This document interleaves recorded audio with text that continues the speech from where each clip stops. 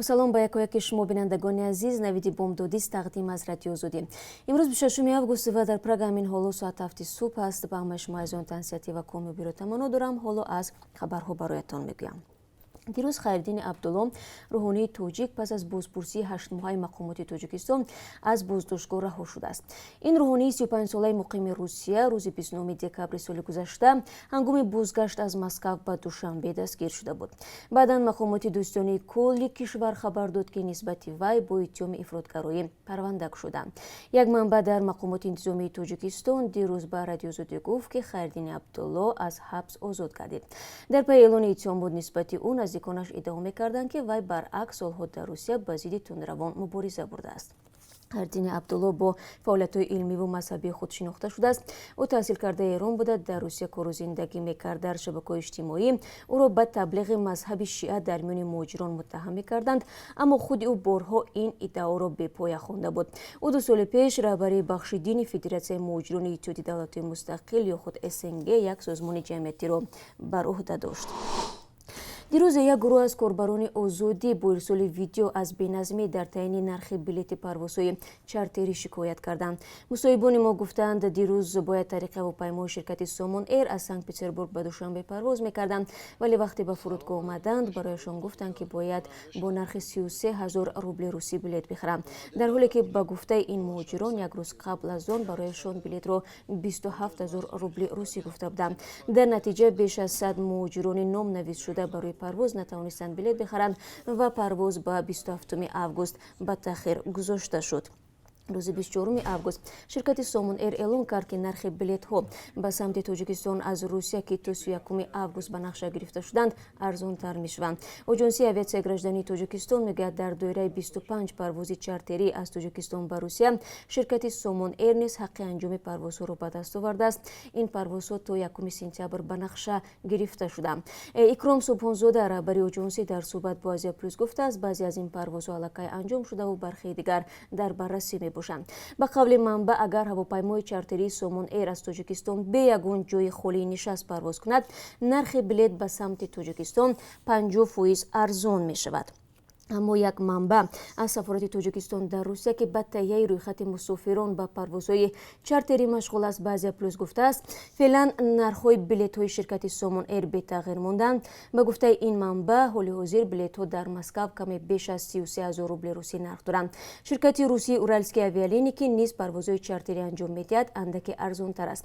فعلا با پروازهای چارتری از تاجیکستان به روسیه شهروندان آن کشور، همسر، فرزندان و والدین آنها، نفرانی که حق دائمی زیست را دارند و شرکت کنندگان برنامه پریسیلینی سفر کردن را اجازه دارند. درباره راه اندازی پروازهای دائمی یگان خبری نو فعلا نیست. امروز برنده جایزه نوبل سویتلانا الکسیویچ 72 ساله برای بازپرسی به کمیته تفتیشاتی بلاروس در شهر مینسک دعوت شده است.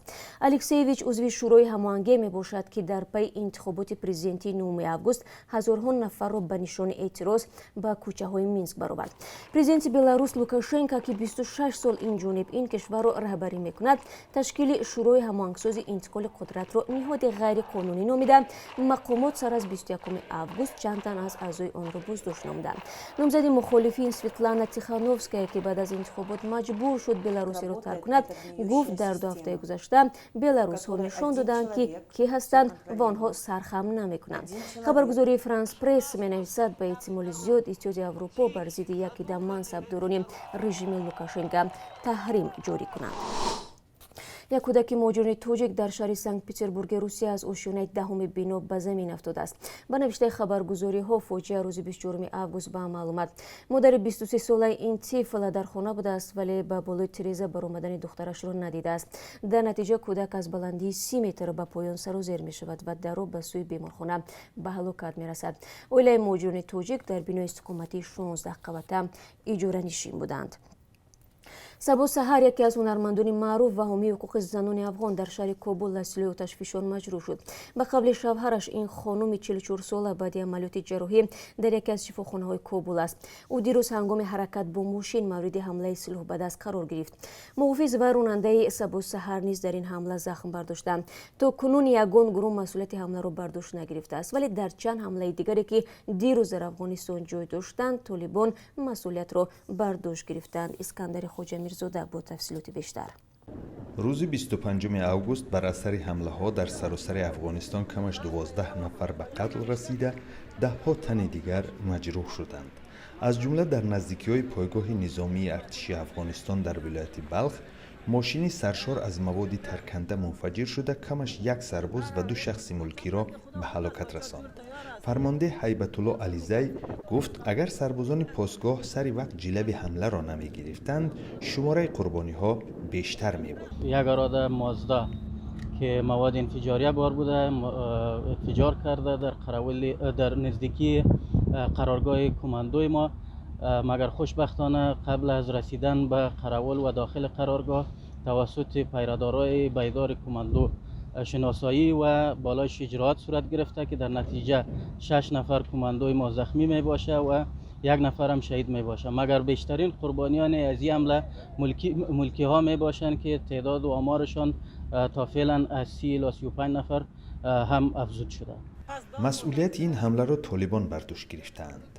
روز سه‌شنبه حمله شبیه به پاسگاه ارتش افغان در ولایت غور هم به وقوع پیوست که بر اثر آن 8 سرباز فوتیده 5 نظامی دیگر زخم برداشتند. بر علاوه اثنای ترکیش بمب کنار راه در شهر کابل 1 افسر پلیس هلاک شد. به نوشته خبرگزاری ریترز حمله ها زمان افزودند که ایالات متحده آمریکا سعی دارد حکومت افغانستان و طالبان را سر میز مذاکرات صلح جمع کند. شما نویدی بمدودی رو تماشا دارید. وزارت تندرستی تاجیکستان آمار نوی گرفتاری با کووید 19 را منتشر کرد. بر پایه آن در شبانه روز گذشته 33 مورد نوی گرفتاری با کرونا ویروس نو ثبت شده است. به همین ترتیب از 30 اپریل تا 25 اوگوست 8379 نفر در تاجیکستان مبتلای کرونا ویروس نو گردیدند. به قول وزارت از این میان بیش از 85% شفا یافتند. در آمار فوتیدگان تغییراتی نیست و فعلا 67 نفر را تشکیل می‌دهد. پیوندان رئیس سابق شهر کلوب گفتند بعد از آنکه بهرام عنایت‌زاده از شفاخانه به بازداشتگاه انتقال یافت دوباره وضع سلامتیش بد شده است. عنایت‌زاده 8 ایون امسال با اتهام گرفتن پاره بازداشت شد. او را پس از مبتلا گردیدن به کرونا ویروس در شفاخانه سیرتی شهر کلوب بستری کرده بودند. منابع رسمی میگویند با دلیل بهبود شدن وضع سلامتیش او را دوباره به سیزو یا بازداشتگاه موقتی بردند. پرونده رئیس پیشین شهر کلوب را مفتشان دوستانه ولایت ختلان تحقیق دارند. او را به آن متهم میکنند که گویا برای دادن قطعه زمین به ساکنان 400,000 سومانی را همچون پوره گرفته است. پیوندانش میگویند او گناه ندارد. در همین حال یک منبع رادیو زودی در مقامات انتظامی گفت هفته گذشته بهرام عنایت‌زاده 3 روز گرسنه نشینی کرد. منبع میگوید رئیس سابق کلوب به این وسیله خواسته است بعضی اتهامات از پروندهش بیرون کرده شده خودش به طبابت درست فرا گرفته شود.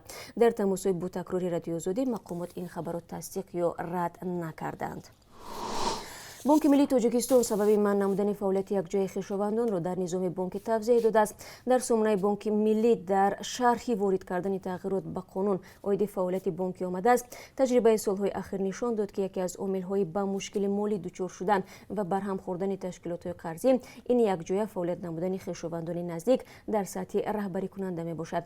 بنابراین به قانون بند نو با مقصد راه ندادن فعالیت یک جای خویشاوندان نزدیک در تشکیلات قرضی و پیشگیری خفای عملیاتی از عمل و بیعملی آنها هنگام گذراندن عملیات بانکی اضافه شده است. اکنون در تاجیکستان خویشاوندان نزدیک نمیتوانند در وظیفه عضو شورای ناظران، رئیس، معاونان او، عضو ریاست، سر اودیتور، سرمحاسب یا خزینه‌دار تشکیلات قرضی یک جای کار کنند. کاپیتان دسته بارسلونای اسپانیا میگوید که میخواهد فوراً هنرنمایی در این دسته را خاتمه باشد. روز سه‌شنبه خبرگزاری ها با تکیه به منبع‌های قابل اعتماد گفتند که همگی چند روز بعد از باخت بارسلونا به دسته باواریای میونخن با حساب 8-2 مسی تصمیم گرفته است این دسته را ترک کند. این فوتبالبازی 33 ساله تمام حیاتش را با هنرنمایی در دسته بارسلونا گذرانده است. خبرگزاری رویترز مینویسد طبق شرطنامه هر دسته‌ای که میخواهد مسی را خریداری نماید باید به بارسلونا 700 میلیون یورو جبران سپرد. و حالا برای شما از قرب اسعار خارجی میگویم که از طرف بانک ملی چنین تعیین شده است. $1 10 سومانی و 31 درم، 1 یورو 12 سومانی و 20 درم ارزش دارد. امروز قرب 1000 روبل روسی 137 سومانی و 80 درم مقرر شده است که نسبت روز گذشته کمتر می باشد. بینندگان عزیز، سپاس که تا این دقیقه ما را تماشا کردید. من شما را 3 ساعت پس در اینجا منتظرم. روزی خوب داشته باشید.